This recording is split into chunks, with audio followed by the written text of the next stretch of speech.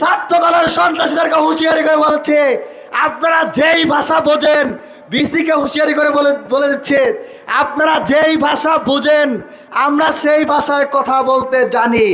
এটাও ইতিহাসের শিক্ষা, যে ইতিহাস থেকে কেউ শিক্ষা গ্রহণ করে না।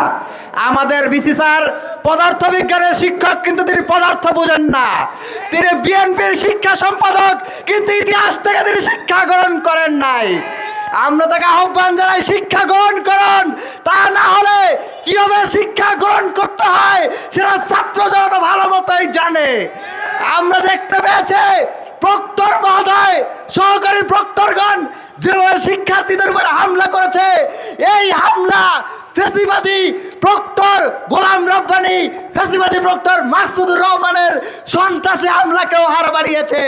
সংগ্রামী অবস্থাতে মাকসুদ কামাল সিন্ডিকেটে এক সাইনে ৬০-এর অধিক ছাত্রলীগ নেতাকর্মীকে অপরাধের দায়ে বিশ্ববিদ্যালয় থেকে বহিষ্কার করেছিল, কিন্তু এই সন্ত্রাসের পাহারাদার বিসি বিএনপির শিক্ষা সম্পাদক আজকে ৬ মাস হয়ে গেছে, ৩-৪ মাস হয়ে গেছে, এখন পর্যন্ত শাহবাগ থানায় হামলার তদন্ত প্রতিবেদন পর্যন্ত দেওয়ার সাহস করে নাই।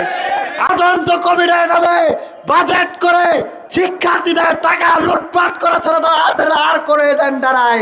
সংগ্রামের সাথে বন্ধুগণ, আমরা আজকের এই প্রোগ্রাম থেকে ছাত্র দলের সন্ত্রাসীদেরকে হুঁশিয়ারি করে বলছি, আপনারা যেই ভাষা বোঝেন, বিসিকে হুঁশিয়ারি করে বলে দিচ্ছে, আপনারা যেই ভাষা বোঝেন আমরা সেই ভাষায় কথা বলতে জানি। আমরা চুপ করে আছি বলে এটা মনে করবেন না, আমরা ভাষা ভুলে গেছি।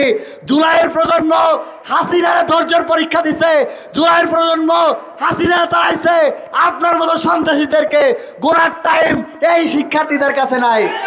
সংগ্রামী অবস্থাতে আমি হুঁশিয়ারি করে বলে যাচ্ছে, আমরা জানি এরা ইনসাফ করবে না, আমরা জানি এরা জুলুম করবে, আমরা জানি এরা জুলুম করে গিয়েছে, আবার করতেই থাকবে। তবে আমি এখান থেকে দীপ্ত কণ্ঠে বলে যাচ্ছে, তারা হয়তো তদন্ত কমিটির পর তদন্ত কমিটি করবে, একের পর এক কমিটি করবে, কিন্তু বিচার করবে না। কিন্তু আমি এখান থেকে বলে যাচ্ছে, আমার ভাই সাজুর গায়ে যারা হাত দিয়েছে প্রত্যেককে আমরা বিচারের মুখোমুখি করব। আমার ভাই ইমাম ভাইয়ের উপর যারা হাত দিয়েছে, আমার ভাই খন্দকার নাইমের উপর যারা হাত দিয়েছে, আপনারা লিখে রাখুন।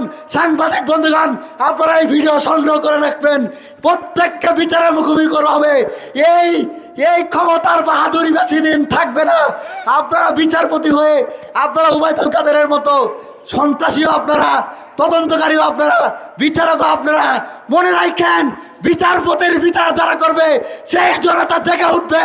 এবং ওই মাকসুদ কামাল হয়তো পালিয়ে যাওয়ার সুযোগ পেয়েছে, এই সাদ্দাম ইরান হয়তো পালিয়ে যাওয়ার সুযোগ পেয়েছে, আপনারা কেউ পালানোর পথ পাবেন না। প্রত্যেককে জনতার সম্মুখে বিচারের মুখোমুখি করবে। ছাত্র জনতার সামনে এই উদাত্ত ওয়াদা, মুসাদ্দেকের এই ওয়াদা আমি রেখে আমার বক্তব্য এখানে শেষ করছি। আমি এখানে স্পষ্ট ভাষায় বলছে, আবারও বলছে, আপনাদের প্রত্যেককে বিচারমুখী করব। হয় আমার যদি নিঃশ্বাস থাকে, আমি যদি বেঁচে থাকি, আমি এদের বিচারের মুখোমুখি করবই ইনশাআল্লাহ। ইনকলাব জিন্দাবাদ।